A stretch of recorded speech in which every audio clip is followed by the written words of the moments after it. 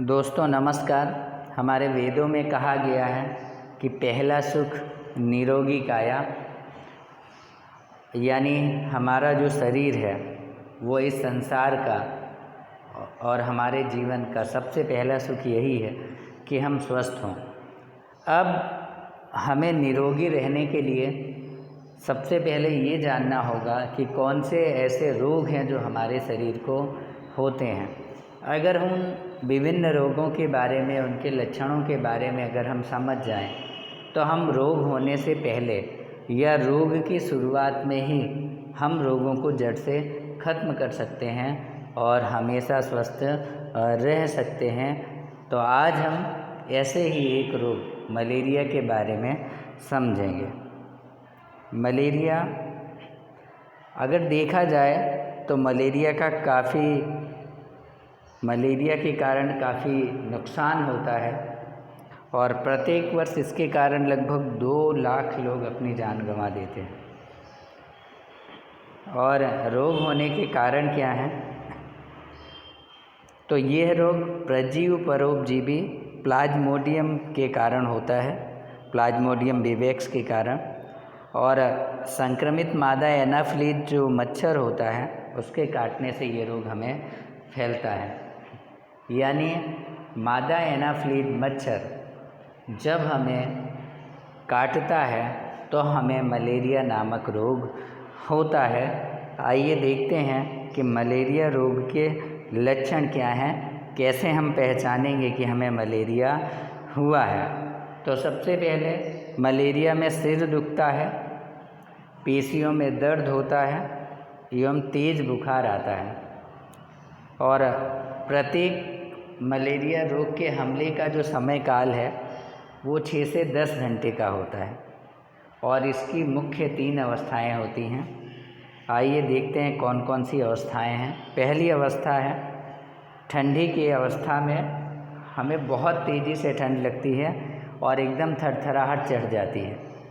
यानी आप इतनी तेज़ी से काँपने लगेंगे और आपको ऐसा लगेगा कि घर भर का अगर पूरा कपड़ा भी आपको उड़ा दिया जाए तब भी आपको कम पड़ता है। इस तरह की ठंडी लगती है और शरीर तेज़ी से गर्म हो जाता है। और गर्म अवस्था में जैसे तेज़ी से शरीर गर्म होगा फिर आपको तेज़ बुखार आ जाएगा। और तीसरा होता है पसीने की अवस्था।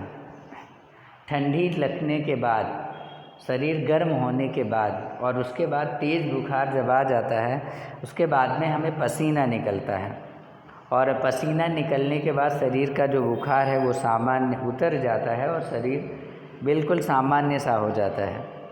और जब ये रोग मिट जाता है तो रोग मिट जाने के बाद भी मरीज को कमज़ोरी महसूस होती है और मलेरिया के कारण तिल्ली और यकृत में सूजन आती है। यानी तिल्ली को इंग्लिश में स्प्लीन या प्लीहा कहा जाता है।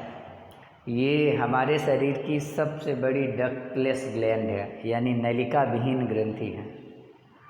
और ये काम क्या करती है? तो ये जो प्लीहा है यानी तिल्ली, ये हमारे खून के अंदर जो आरबीसी के पुराने कण हैं उन्हें नष्ट करती है। यानी लाल रक्त कोशिकाओं के जो पुराने कण होते हैं उन्हें नष्ट करने का कार्य करती है। तो इसके कारण, मलेरिया के कारण प्लीहा को और यकृत में सूजन आ जाती है और प्लीहा दोनों में सूजन आ जाती है, जिसके कारण हमें नुकसान हो जाता है शरीर में। तो इस तरह से अगर देखने जाएं तो मलेरिया में सबसे पहले आपका सिर दुखेगा, पेशियों में दर्द होगा, तेज़ बुखार आएगा, आपको तेज़ी से ठंडी लगेगी, बहुत तेज़ बुखार चढ़ेगा, पसीना होगा, अगर ये कमज़ोरी महसूस होगी।